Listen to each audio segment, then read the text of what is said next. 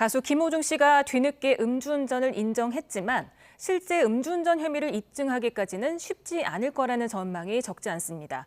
직접 증거인 혈중 알코올 농도를 모르기 때문인데요.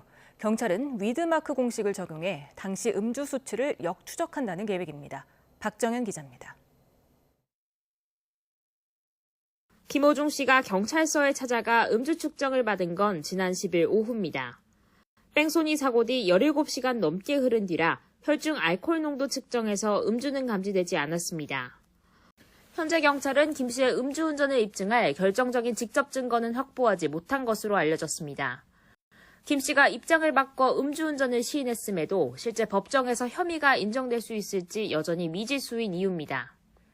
현행법은 운전자의 혈중 알코올 농도가 0.03% 이상으로 확인돼야 음주운전 혐의를 적용하고 있습니다. 국립과학수사연구원이 소변 검사를 통해 사고 전 음주 상태로 추정된다는 소견을 내놨지만 이 역시 음주 여부만 알 수 있을 뿐 정확한 음주량은 확인할 수 없습니다. 결국 혐의 입증을 위해선 사고 당시 혈중 알코올 농도를 역추산하는 위드마크 공식이 유일한 선택지인 셈인데 법조계에선 회의적 시각도 적지 않습니다.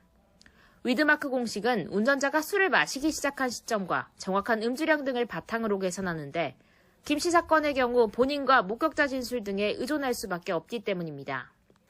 실제 지난 2016년 음주 뺑소니 사고를 낸 뒤 9시간 만에 나타난 방송인 이창명 씨 역시 위드마크 공식을 적용해 기소까지 이뤄졌지만 법원은 무죄로 판단했습니다.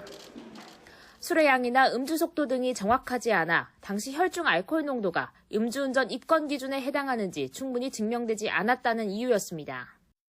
피고인에게 유리하게 적용하다 보니까 인정되더라도 정확한 수치는 피고인에게 유리하게 증거 불충분으로 무죄 판단 나오는 경우 많습니다.